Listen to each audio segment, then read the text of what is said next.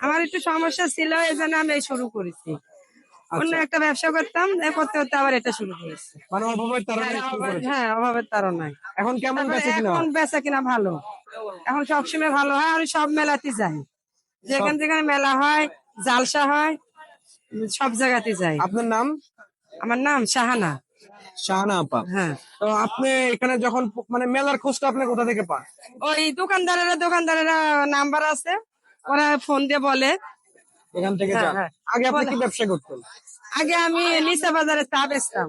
চা বিক্রি করতেন। হ্যাঁ, চা বিক্রি করতে করতে এই ব্যবসা করার তারপরে আবার এই নিচা বাজারে ইয়াতে ওই রোজি মার্কেটের এই ইয়াতে বিরিয়ানি বেচতাম।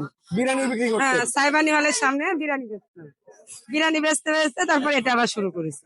এটা কি এখন লাভজনক মোটামুটি? হ্যাঁ, এটা লাভজনক। এটা দিয়ে এখন ভালো একাই চলে। করছেন?